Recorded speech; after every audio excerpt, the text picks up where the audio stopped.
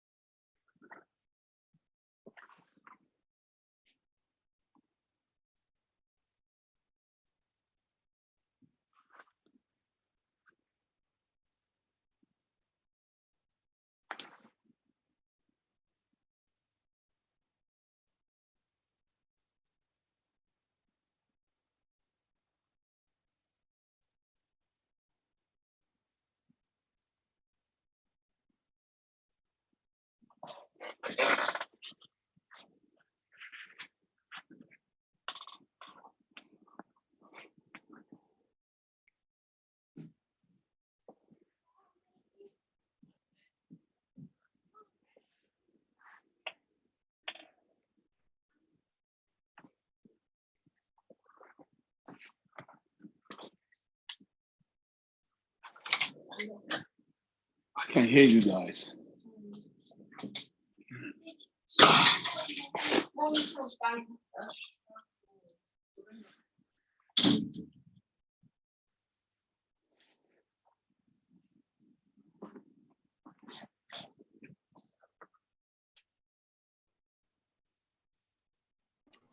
I can hear you guys. Great. Good afternoon, everyone. Good afternoon. Good afternoon, everyone. Good afternoon. How are you? Good afternoon. Good afternoon. My name is Adenike Adeyemi. I am the Executive Director for Faith Foundation, and I have the privilege of having two gentlemen who are really doing amazing things within the agribusiness space in Nigeria to join us on our seventh, I almost forgot my count, seventh live Q&A for our Journeys in Entrepreneurship series.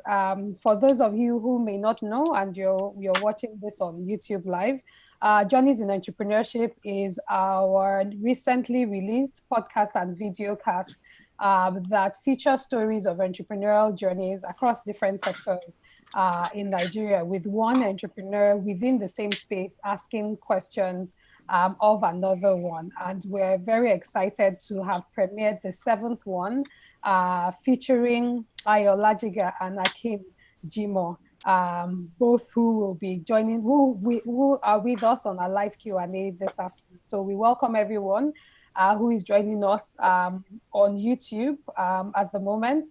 So please make sure to call other people who, particularly those who are faith entrepreneurs, and you can get your buddies to come and join this conversation. So thank you once again, Hakeem and Ayo. It's really great to see you guys again. I've watched your videos a couple of times, but it's in this time and period, it's nice to have you guys. You're welcome. You're welcome, Ayo. You're welcome, Hakeem. Thank you. Fantastic, thank you.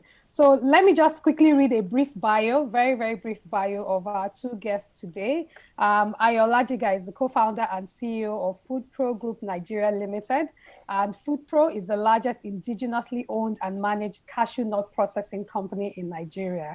Ayo, before co-founding FoodPro, has had extensive experience in investment banking and management consulting. Hakeem Jimo, who is also joining us today, is the founder of Veggie Victory, which is Nigeria's first vegan restaurant, giving people an experience of plant-based food, and which also developed the unique product called Veggie Chunks, which is the first commercially produced meat substitute in Nigeria. So you're both welcome to our live conversation today, and we look forward to having conversations with you. As with previous Q&As, I've had quite a few questions that have been sent ahead, so I'll start off by asking you some of those questions, and then we will take some of the questions from our YouTube live viewers. So if for those of you who have questions and you're on YouTube, please do put in your questions in the live chat and we'll get them and we'll also ask them. And please also put your names, and if you want your questions to be specifically addressed either to Ayo or Hakeem, please do specify. So gentlemen, how have you guys been? How are you doing? Well, I mean, I'm very well, thank you. You know, it's I'm getting used to the new way of existing, but I'm very well, thank you. Fantastic. Hakeem? All good. Fantastic. Everybody good. Great. So Ayo, I'll start with you and just with a general question in terms of the space. So you're within the cashew business, in the cashew industry, you're within the cashew value chain as we speak. How is the cashew business within these times as we speak, and how has your business been over the last few months?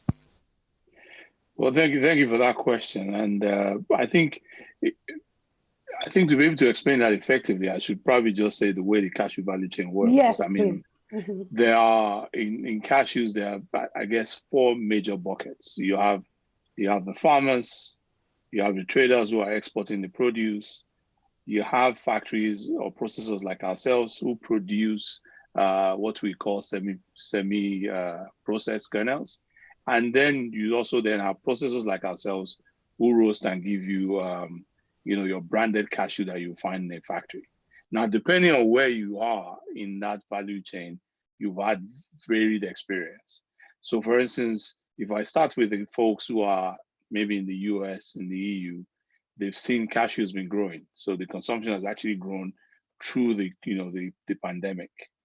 If you're sitting in either you're a farmer or you're an exporter, you have actually had a very different experience, because in Nigeria, for instance, as our season was about to start, they shut down the country. And what so that when you meant say season, is that the planting season or the harvest season? The harvest season. So okay. Yeah, because cashew is seasonal, it's about 3 months of harvest and buying. And so you have to buy all the things that you need throughout that period. So as soon as the season was about to start around March, they shut down the country. So what that meant was farmers couldn't go to the farm, to pick the cashews. And those who could pick, there were no buyers to take it off them. And so we immediately knew that, look, quality this year was going to be very bad. Because cashew, the way cashew is, you pick it up and you dry it so that you can reduce the moisture content. So what then happened? So obviously the prices of cashews were ridiculous. So it was an advantage because you could buy raw materials at a low price. We've had, we have a business that plays both at the end in terms of branded products, and also we do the semi-process. So we've had a weird experience, because when they shut down the country, we couldn't sell, but we could buy produce at a very low price.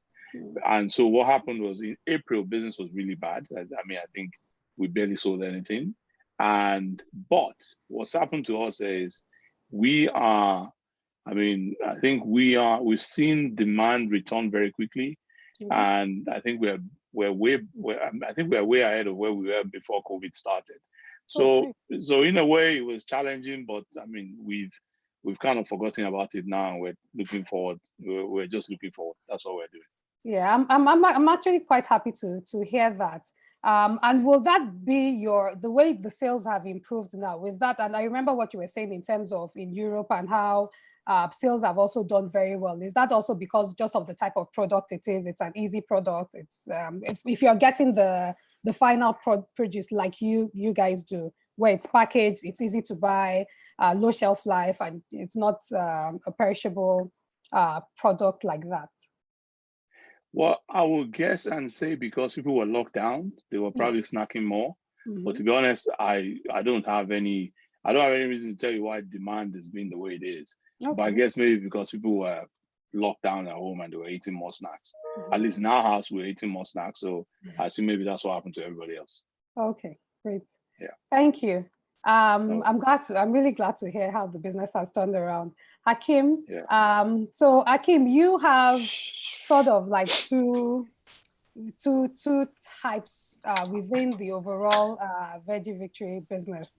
You have the service in terms of the restaurant and the food business part of it, and then you have your product, which is the Veggie Chunks.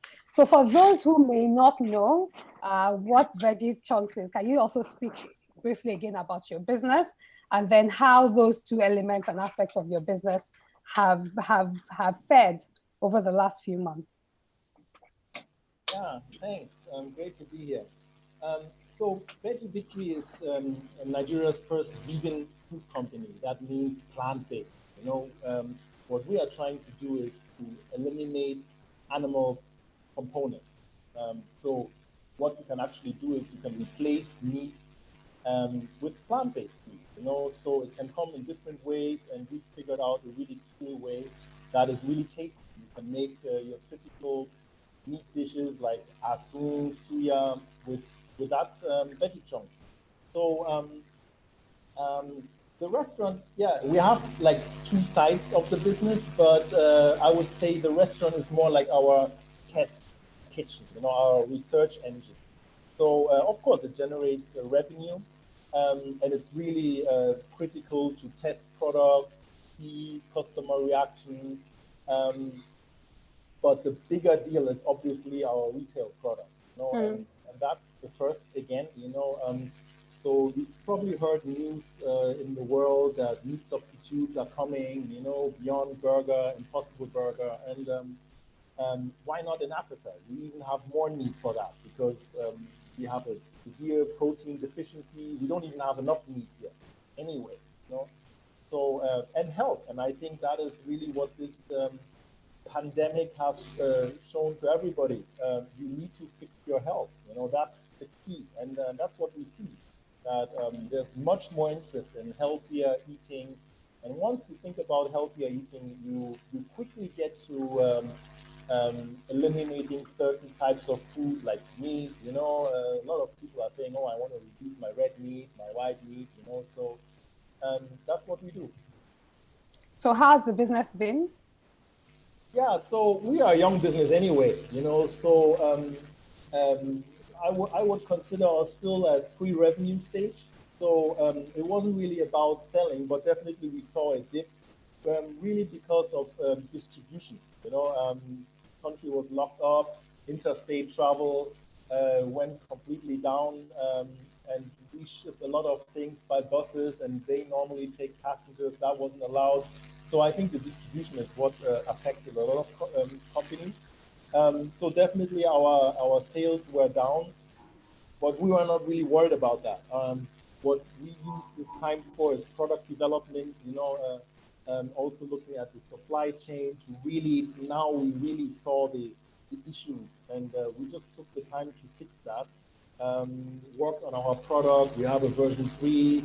So I think our story is more like a startup, where it's not really about revenue, but really getting things right for the future. But we already, in the last few months, we have seen so much more interest in healthier eating, and then people end up plant-based. That's what the world is talking about. We are not the first one to do that. We are the first ones in Nigeria. Probably even beyond. But I mean, people are looking at America, and then you see Beyonce going vegan, or at least for a challenge, Kevin Hart, and Nigerians. That's what I always knew.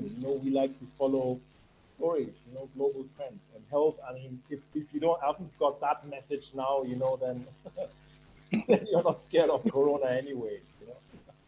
Okay, great. So I will ask you, Hakeem, I'll ask you a question that had come up. Someone has said, one of the questions we got was around how do you sell a new product into a market where part of the journey in terms of introducing that product is also the knowledge transition, because it's not something that people are used to. So we're in a society that people like, as you typically say, people like their meat, people like their beef, their chicken. And so at least beef, chicken, or fish in one way or the other. And then now you're introducing this product, which has really healthy components, but there's a small segment of the market that appreciates it more than others.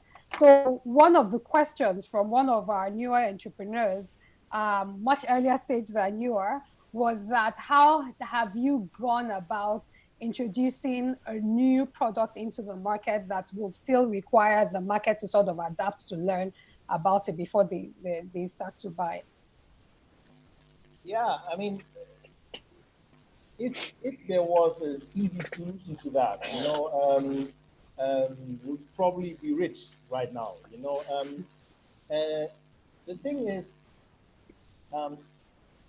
a lot of products are, what we are looking at is, it's not completely new. It's known in other parts of the world. Even if you look at Asia, hundreds of years, So our bet was, what works abroad will ultimately also work here. And that is the technique that can be seen in a lot of products, So Nigerians were really outward looking, and we want to see what's happening in America. And so you can tell that if something works there, it will also ultimately work here.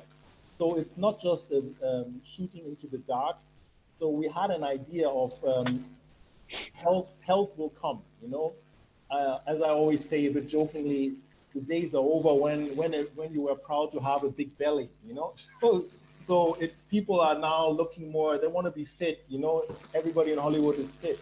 So it will get here. Now the question is, when will it get here? And that is the key. So we always knew this is a long shot, you know. So I'm not really worried about 6 months. I'm not worried about 1 year.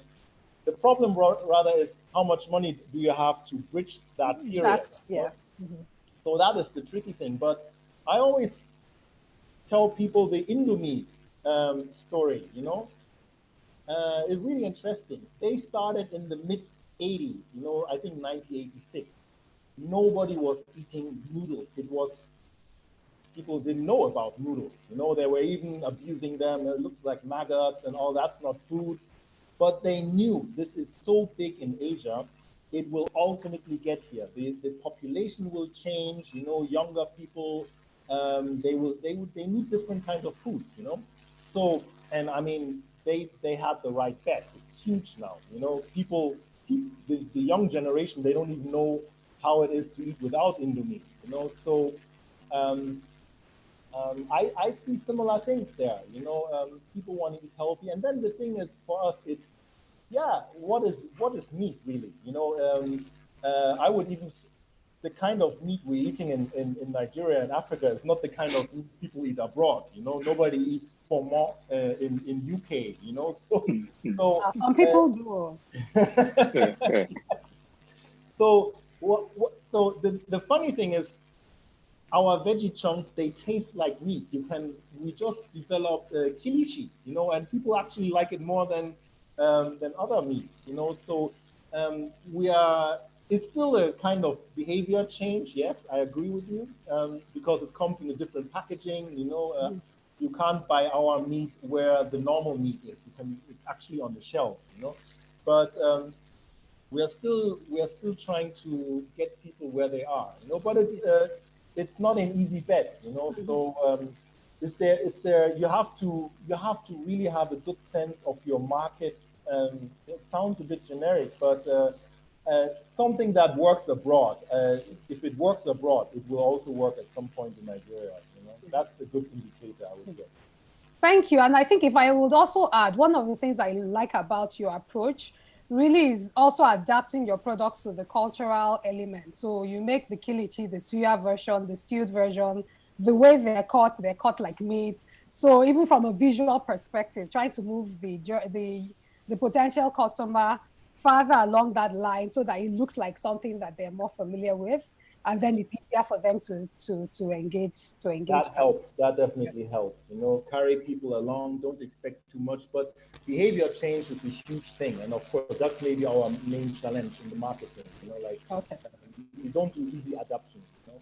Yeah. Great. Thank you. So we're already having a number of questions coming, but Ayo, I want to ask you this question. You know, before you ask me the question though, Hakeem, I think we need to try to figure out how we can make either suya or kilishi from cashews. You know, I mean, I'll provide the cashews for free, so we make it then, but then we have to protect the IP once we do that. Great. And push it. Fantastic. Yeah. I am happy to hear that. No, it's okay. I'm happy to hear that. So you were very experienced, and you are very experienced. So during the interview, Hakeem had asked a few questions around your background in investment banking, in management consulting, and all of that. Did any of that prepare you for this time? Or maybe not, I wouldn't say did any. Let me switch the question in a different way. How did your background experience prepare you to approach like the crisis mode and the period, and just even repositioning your business or identifying opportunities and new strategies over the last 3 to 5 months? Well, I mean, obviously, I'm a sum of all my different or various experiences that I've been through. So I've worked with companies going through turnaround. I've worked with companies going, crisis, and I've also worked with them when they're doing very well. So I think, if I look at the situation, it's rather than get too emotional about what's going on.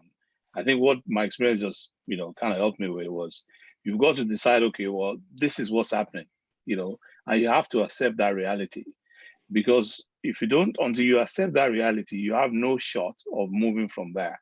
So, for instance, when the government said Lagos was going to shut down, first of all, we obviously were not very happy with it, but we understood why it was shutting down. At the same time, we could have decided to feel very emotional about it and said that was going to shut down. We just very quickly switched to, okay, look, what does this mean? It's not like people are going to stop eating. Rest, they will continue to eat. But the difficulty is going to come from distribution and logistics, because we knew that government, even before they said it, was going to allow food to move. Yes. And you could argue whether we are food or not. I mean, I'm not going to get involved in that debate. But the thing was, whoever figured out how to get their products to where the consumers are going to be was going to, probably have a lesser impact, because there was no way you weren't going to have any impact. And so the focus was on, sort out logistics and distribution, and then you're way ahead of, everybody else. And then the second thing was to try to figure out, okay, look, where will the consumers be? Because quite a number of people were not planning on going to supermarkets, or if they were going to supermarkets, they were going there to pick, your common everyday stuff. They weren't looking for snacks per se. So some of the things we did, for instance, was we moved distribution to my house, and also my finance manager was also, was sorting out mainland. I was sorting out the island, and then we found, a lot of these different logistics, players, and we started operating that way. And the old reliable WhatsApp, chasing everybody, have you bought your cashews and stuff, so it was interesting, but we had to, adjust our supply chain. Otherwise, we'll have sold nothing. Okay, so there are two questions from YouTube, one from Samuel Oladile and another from someone from Lenji Group, that talk about cost of energy. And I guess that's addressed to you. So how have you been able to deal, not just even at this time, but just generally, with a high cost of energy requirements, energy costs for your processing, for your factory? So we look at energy. So I look at energy in two ways. The first thing, even though everyone complains about energy, is that the first thing I like about energy, at least in Nigeria, if there's anything I like about it, is the fact that I can quantify it. Because I can quantify it, is one of my operating costs. So I don't see it as something that stops me from operating. And because everybody around us is facing the same thing, I don't spend too much time worried about the cost. But in our factory, what we do is, because we produce agri-waste, what we've done is we've looked at different stages where we can use different kind of fuel. So for instance, we use steam a lot in our facility, and we're generating steam using our boilers, which are then using agro-waste from wood to shells and all kinds of stuff. There's certain places that we cannot avoid electricity, and there we're using a combination of diesel and the grid. We're exploring renewable energy like solar, but it hasn't quite worked out. But what we try to do is we make sure that our energy cost is going into our products, so we're protected from that perspective, and then we're constantly looking for new ways to to generate energy. The funny thing is that because we're using a different mode of generating energy for our processes. I won't tell you what it is, but it actually has an impact on the quality of our product. Because we're not using, everybody roasts in a different way, but the way we roast is very different from the way most people are. And that's why our kernels always come out looking white and not burnt.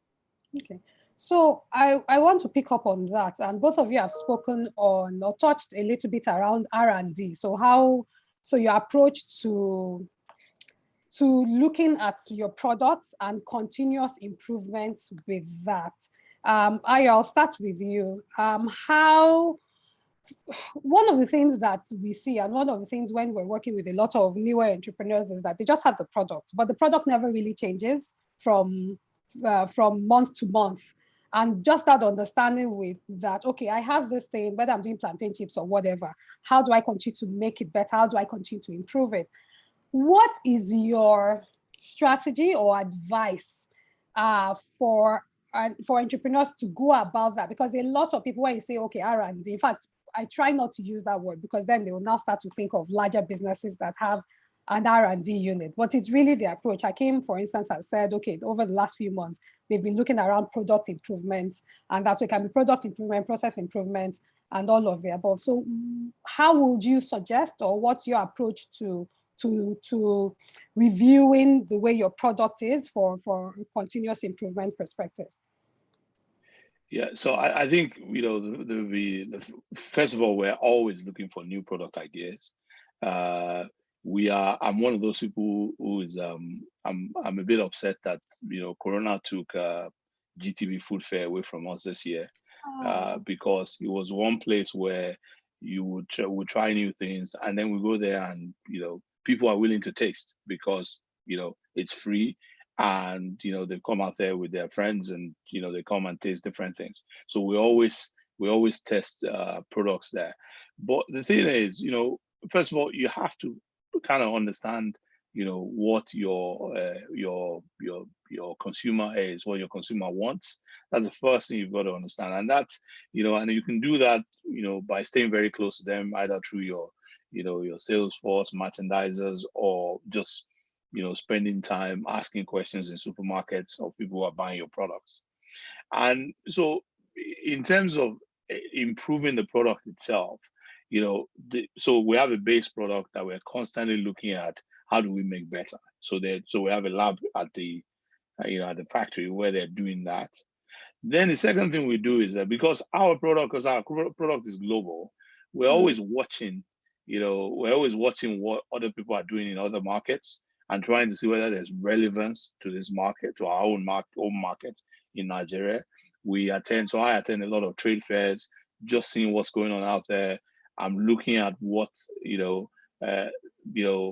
other products are doing. So for instance, I don't think our competition is other cashew players. I think our competition, actually, if you ask me, my main competition, even though I can't match them on price, my main competition is Mini-Me, because I love the volumes they sell. Yeah. And the question is, how can I take Mini-Me from people and replace it with Lion Cashews? Obviously, I mean, first of all, price is a major barrier, because I think Mini-Me is like 50 naira or something like crazy like that. I mean, maybe we can do some magic and get cashew to that point, but not yet. And then we're always, our two of the people on our team are food technologists. So we're always playing around with, with the produce. What can we do with it? I mean, I said to Hakeem that we need to do. I'm not kidding. I mean, I'm going to reach out to him afterwards. What can we do? Because I feel like the breakthrough will come in our product when we can go 1 or 2 steps away from cashews. The point I can give you a product you don't know, you're not talking, oh, it's cashews, then I know I'm doing something. I know I'm doing something right. Now, as a small business, who's trying to do that out there, I think it's baby steps. So you got to find a mini way of achieving the same thing, which is come up with a product idea, run a quick test in your lab, get some of your friends and some of your customers together, get them to taste it and give you feedback, and then try and go to market. The challenge of going to market in Nigeria, is NAFDAC, because that NAFDAC process is too long. By the time, so it actually stifles innovation, because when someone you come up with a good idea, then you have to wait almost. So how have you overcome NAFDAC? Because the question just came on that. I have not overcome. Have you overcome? I've not overcome NAFDAC. What we are doing is we stay close to them and try to, be in the process. But it is difficult because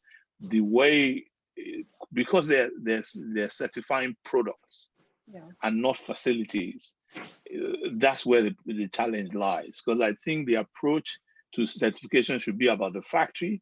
less about the product. If you understand the way products work, if you test my product there and you say it's good, contamination on a factory line can happen tomorrow. It can happen next tomorrow. So certifying the product, you haven't really done anything, right? But if you certify the factory, you looked at their processes, you know how they're looking at their quality, the critical control points, how they're doing recalls. Those are all the things that are important, because as a food manufacturer, or any manufacturer for that matter, things can go wrong at any point in time. So if I certified your product and I'm saying, oh, this product is good, then I'm saying to anyone that takes that product that, well, this product is good, and I am sure it is always good. Yes. Right? Rather than, let's, say it's a debate that we need to continue to have with the policymakers, because certifying factories is the best way to go. And it will encourage growth in the economy. It will encourage, innovation. For instance, I have a cashew factory. Why can't you come to me and say, listen, I want to start a small cashew marketing business. This is what I want. Can you be my, manufacturer? Under current regulations, we have to go, you and I have to go back to NAFDAC and start one long process. Yes.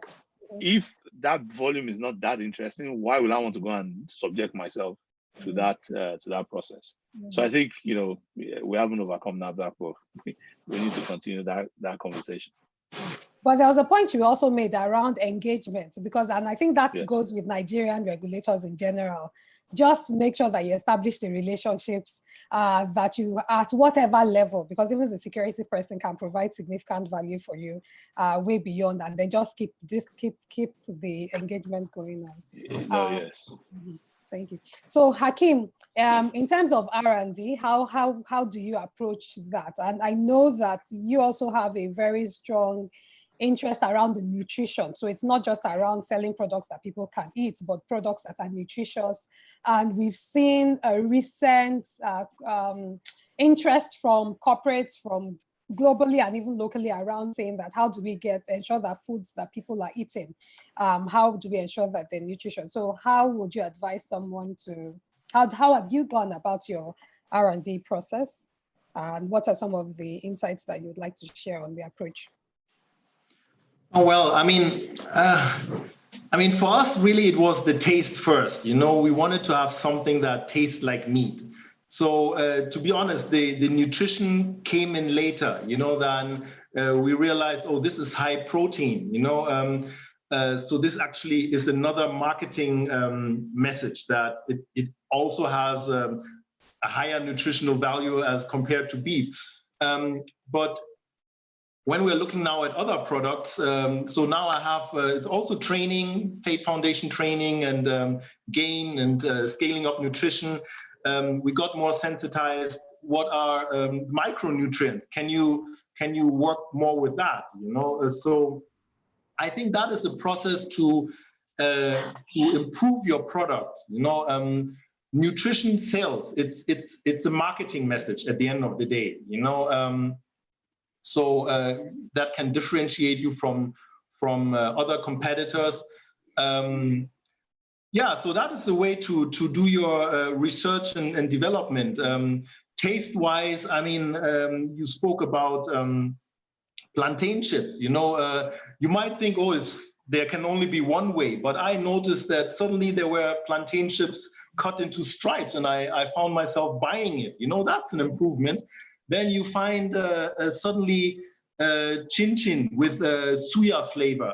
All that is improvement. Some work, some don't, but that is, for me, that is development, and completely the food system. I think another thing this pandemic has shown, that we need to really look at the food system in general.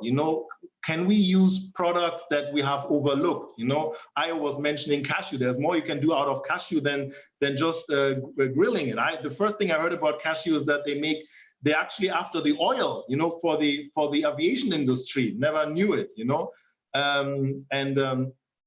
there's more to cashew. There's, I think that is one thing in the food business, especially, that we have a lot of products here, or raw material, that is completely underutilized. Moringa, we are everybody has moringa tree in the compound, and we're not even looking at it. And abroad, they are paying high premium prices. So there's so much black seed oil. It's another thing. So I think it's a bit of being creative. Imagine things. Okay. So we also have two questions around how do you negotiate or get good bargains? Both of you get people that supply you your input products for the different products that you do.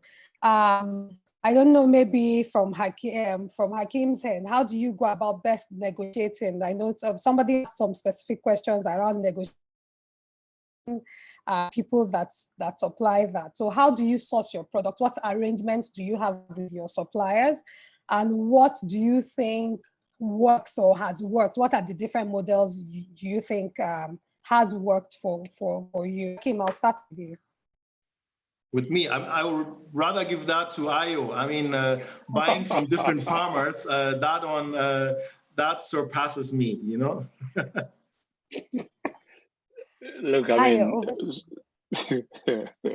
so I mean, depending on which part of our value chain you exist, there are parts of it where it's a cash business. I mean, you can negotiate all you want till the cows come home. If you don't have money, you are not getting any products.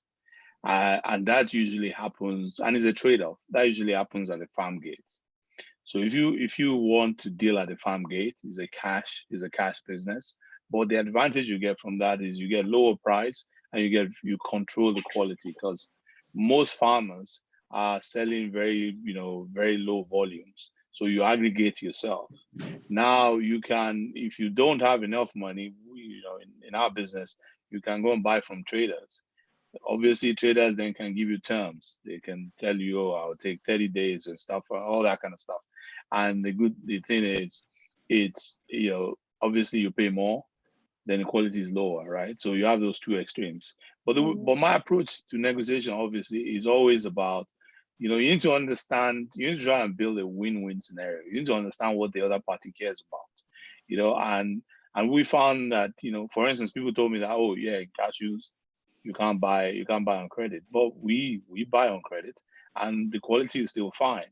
But that's because depending on who we're dealing with, we try to understand what do they care about at that point in time. Sometimes they care about cash. Sometimes they have a lot of volume they're trying to move, so they need you to help them take everything. So it really depends. It's but you have to understand your own red lines, because there's no point going into negotiation and you don't know your red line. You have to know your red line, but you have to know what the other party cares about.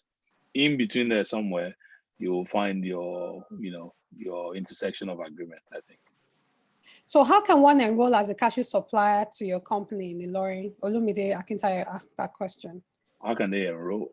Yes. Well, I mean, if you want to enroll now, you have to be willing to give me 3 months credit. No, I mean, I'm just joking. If you go on our website, you can send an email to info@foodprogroup. foodpro-group.com. I forgot our website email there. So you can send us an email as to what you have to offer, and and then we can do business. We buy as low as 10 tons, so we can do business with anyone. It's really more about do you have good quality and stuff. And I typically prefer to deal with farmers, but I mean we deal with some traders as well. So do we have a cashew board? You know how we used to have those groundnut boards and all of that years? I mean, I read about this, so it's not like I know them. Well, now. do we have any? The aggregation. There's no cashew board. There's something called the National Cashew Association of Nigeria. At the moment, the National Cashew Association of Nigeria has got 2 factions. So so I don't know how functional it is, but but it is there. All the state level organizations exist.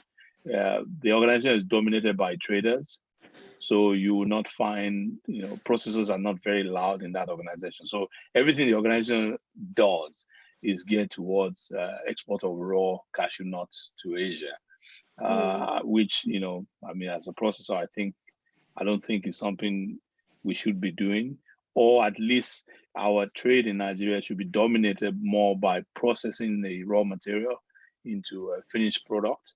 I mean, versus just sending everything to Asia, because a cashew factory employs a lot of people. If I've been to Vietnam a few times, and if you look at their factories, armies and armies of people working.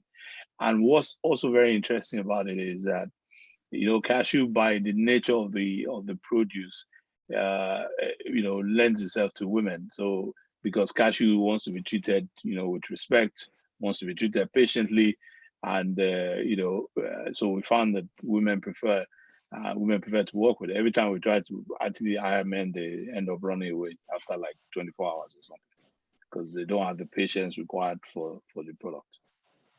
So I know you have about 90% of your employees are women, of your staff are women. Yes. So you have a very strong gender lens. FoodPro is all about women empowerment. Apologies, Hakeem, but that's what FoodPro is all about. So we actively try to promote women in our business. So we don't discriminate against people, but we always have a bias towards filling the position with a woman if we can, before we do a man. Okay. So speaking of talent and people within the business,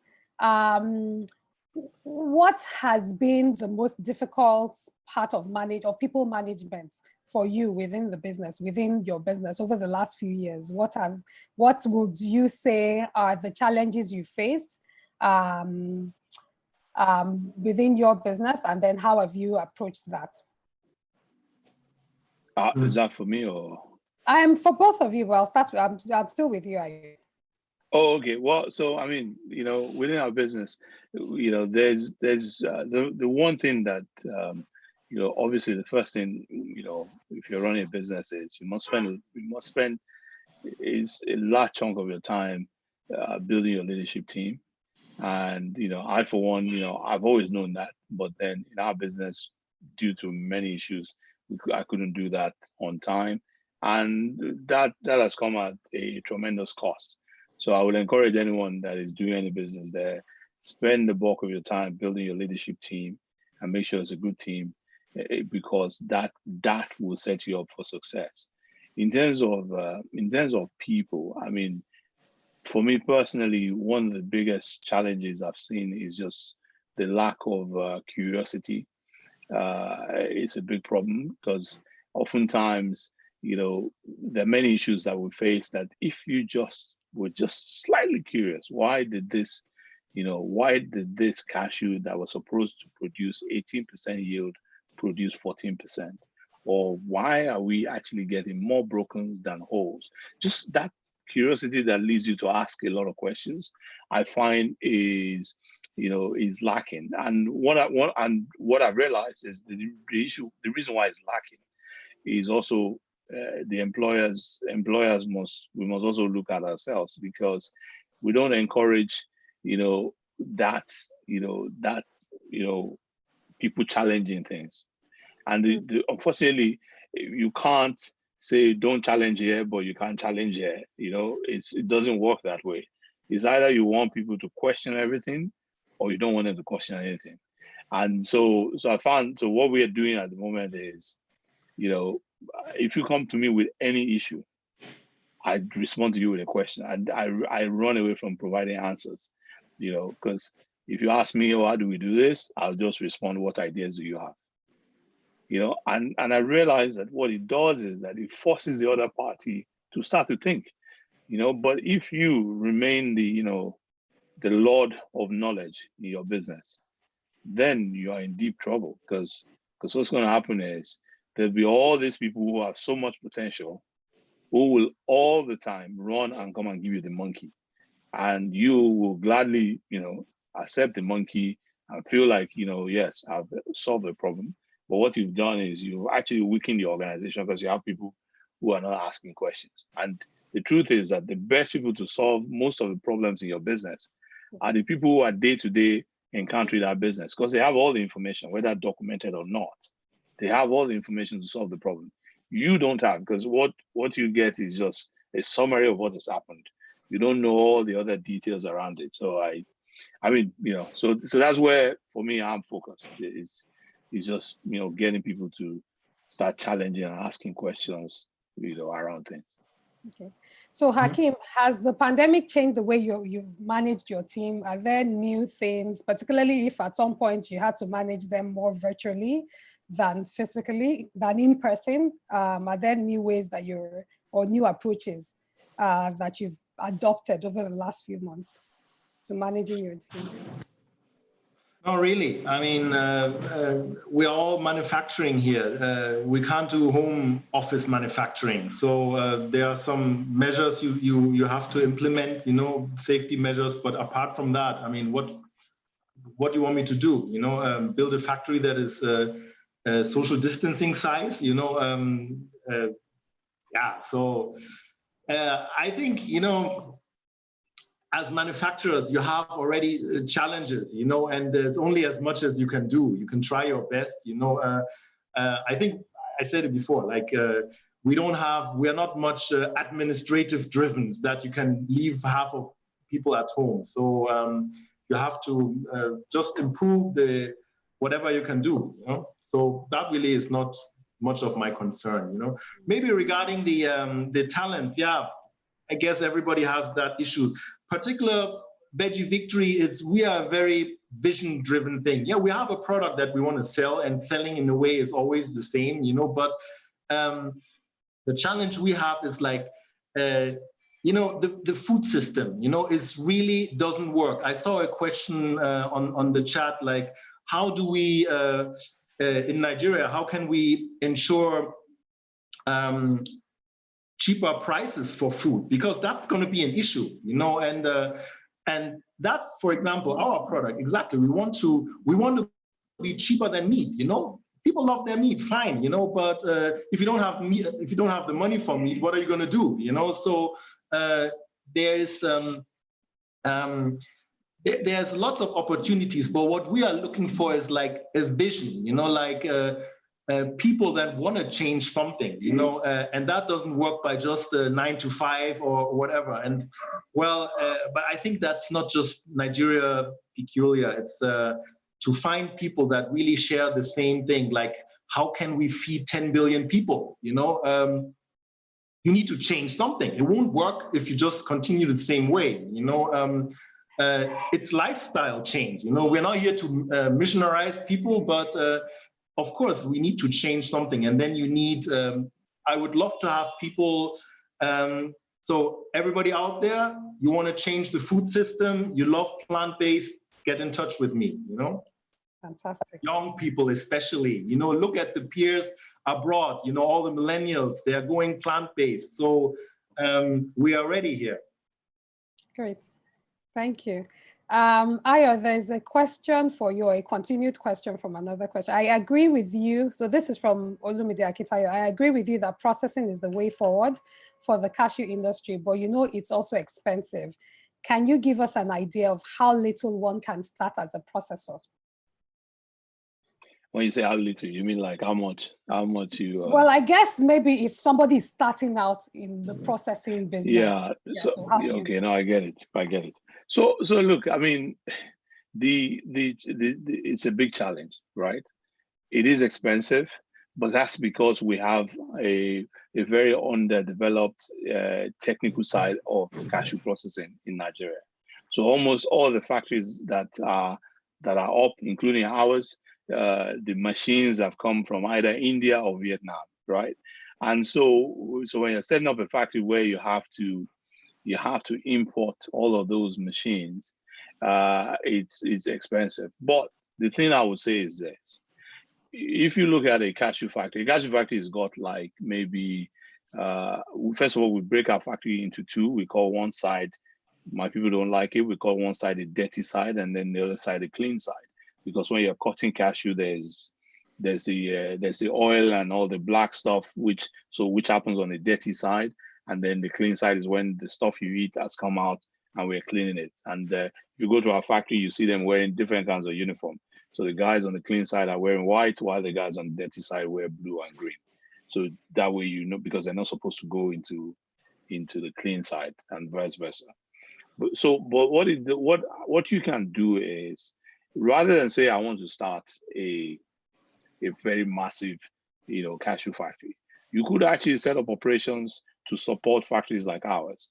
So currently, for instance, we are doing a project with a Chinese customer of ours where we are processing for them. Now, if every time you run cashew through the factory, because let me try and explain it now. So the cashew is in a very hard shell. So there's a process where we call shelling, obviously, where the shell is split into two. Now, when you send those things through our automatic machines, it doesn't cut 100%. It only cuts 90%. Now, there's a gentleman who is affiliated with our factory who then takes the 10% and runs it through his own factory where they're doing manual cutting, right? Where they're doing manual cutting of the 10% to support our factory, right? Now, the beauty of his business is that I have to go and do the business development, right? I have to go and find the customers. I find all the customers, I get them through. All he has to do is not disappoint my customers. And so he has that business that goes for him. There's another part where we have people who come to us and say, look, you know what? I want to set up a factory where all I do for you is I peel the cashew for you. So I have a space, I have tables, I have women that are trained, and they peel the cashew, right? So all of those different types of interventions are not very expensive. But if you're going to do the entire factory, it's not cheap, because they will also tell you, oh, you need a certain scale for it to make sense. So before you know it, you're spending a lot of money in the factory. Unfortunately, if people like FoodPro or some of the guys who are making equipment who are making them in Nigeria, then I promise you, you can, even with 3 shellers, you can have a cashew factory in your place, and because you can produce a product that you can sell to the consumer or you can sell to another factory. Yeah. So there are many opportunities or permutations around processing cashew. Doesn't necessarily mean you have to take it from hard shell to finished product. The interesting thing as you're speaking is that in all the Q&As we've done, except maybe the first one, the conversations have always gone to the point where people always focus on certain aspects of the value chain, but there's so many more challenges that are opportunity for businesses. And part of that is even really around supporting the entrepreneurs already doing things there, supporting the talent, supporting even the technical aspect of it. Yeah. So you buy all these machines, how do you service them? How do you take care of them? Or somebody wants a large scale, like you said with FoodPro. I have always thought that part of the gaps that we also have is that large scale, smaller scale production, and being able to facilitate that so that you can even help somebody that wants to start small or plug into systems like yours. There's another question. We have about 8 more minutes. There's another question around, and this looks more like a market strategy or access to market question from BJ, who says that he produces multi-purpose gluten-free flour, which is NAFDAC approved and which people love. But he's looking to partner with companies to sell to a larger crowd. So what would you advise him, Ayo? How would you advise him to approach that larger access to market? No, say that again. He produces what? So he produces gluten-free flour, which is NAFDAC approved. But okay. I think his challenge is market reach. So he doesn't have as large as a market for what he produces. So how does he partner with other companies or I guess retail chains and all of that to be able to sell to a larger market? Okay, I mean, so I think the first step is always just, figuring out who the ideal customer is, because once you figure out who the ideal customer is, then it becomes what route do we take to reach that customer? So for instance, if, gluten-free sounds to me like is a healthy product, then you have 1 or 2 options. I don't think the traditional distributors would initially carry it. I think you might find yourself wanting to work with some of the supermarkets who call themselves health stores. But I don't know how much volume you do going through that channel. But I mean, it's one channel to start with, and then you've got to figure out a way to get a distributor, or to help you spread the reach of the product. But my first step is always trying to figure out who the ideal customer is. Is that market big enough? Where do they meet? How do they get products? And then that determines how you push the product. It's a bit difficult to kind of just off the cuff tell you, oh, go and do this, go and do that, but it always starts from the customer. Okay. And then there's an interesting question. Do you around the future of farming, for those who are just directly into farming, do you, and I'm going to throw this out to both of you. What do you think is the future of those who are just doing farming, direct farming, I guess crop farming directly? And the comment was really around that there probably may not be any future in it. For what do you guys think? And again, that if you think around when people talk about, agribusiness and that jingle around or go to the market, Nigeria has this large farmland, everybody should go and carry their hoes and cutlasses, and young people in particular should go back to the farm, and that's where the future is. What do you think? Do you know, I mean, in cashews, the smartest people right now in cashews are planting cashews. They're planting cashews. Mm-hmm. The smartest people. Because what's happening is, so the cashew trees in Nigeria on average are very old. And that is a narrative across West Africa and some parts of East Africa. And I mean, people have started to grow. And if you understand the fact that 60% of cashews is being produced in Africa, and the trees are getting old, and a lot of people, everybody's putting on their suits and trying to do other things, you start to realize that, the future of food primary production is bright.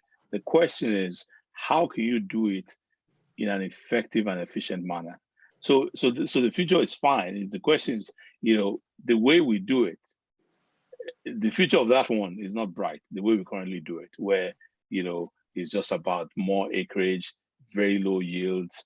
That one is going to be very difficult, because that one, it says that one is very expensive and it's difficult to do.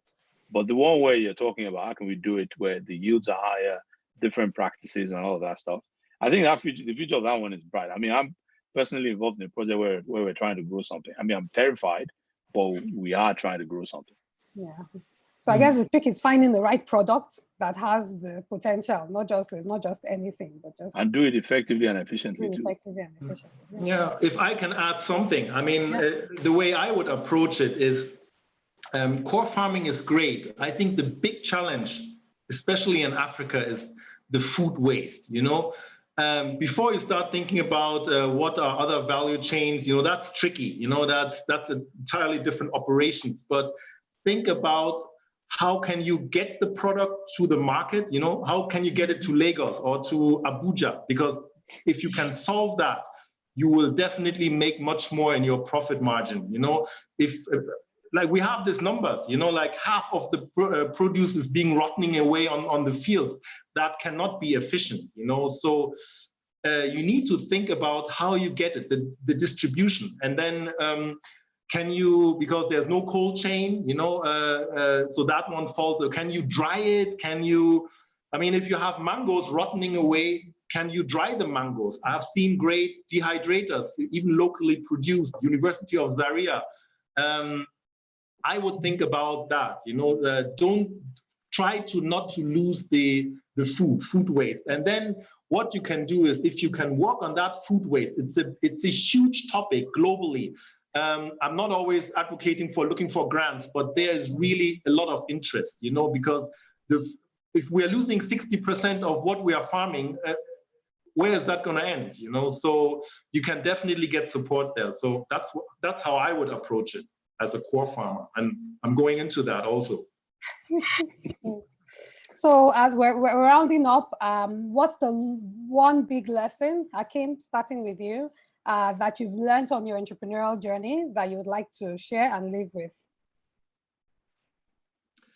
Well, I saw one question maybe in the briefing that when do you make the switch? You know, because people are dreaming about entrepreneurship. It's a tricky one. There's no right time, you know, and it's really your own character. Don't get too comfortable in your job. Don't make too much money, because then you get comfortable.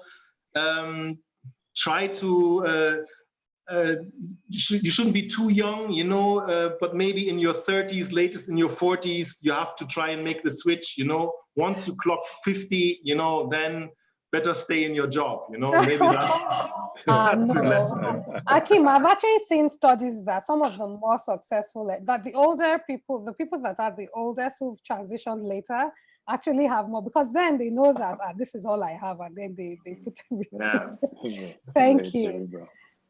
Ayo, what's the one thing you would like to share and leave with? Yeah, look, I think, you know, so maybe I'll answer the two questions. But the first, so the one thing for me, and that's very specific to my journey, is, you know, no matter how good what you're doing is, you know, effective management of all your stakeholders can determine whether you're successful or not. So ensuring that you dimensioned who are all your stakeholders and what do they need from you, and making sure you manage that effectively is very crucial, because you can be doing fantastic work, but if you haven't managed that very well, you run into a lot of trouble. And then, I mean, in terms of when should you jump into this race, I mean, honestly, I think it's a function of you, and, you know, because the right time is the time you want to do it. Because I mean, when I stepped in, I think people would say, "Oh, it was the right time." But then, as soon as I stepped in, everything that could go wrong in Nigeria went wrong. So, I mean, yeah, that had nothing to do with me. But I mean, and then you could look at it and say, "Oh, maybe I should have waited a year, or I should have started the year before." Who knows? Anything could have happened. So it's when you are personally ready, then go and do it. And if it's not working, you know, be very realistic and be very flexible. Fantastic. That's a great way to end. Thank you very much. Thank you so much, Hakeem. It's good to see thank you, Nika. And speak with you. Thank you very much, Ayo. It's really good to see you in person again. And also, Ayo, I will send you a LinkedIn. Great. Yeah. So the question we have to do. Yeah. So if people need to reach either of you, if people need to, there are two questions around contact information.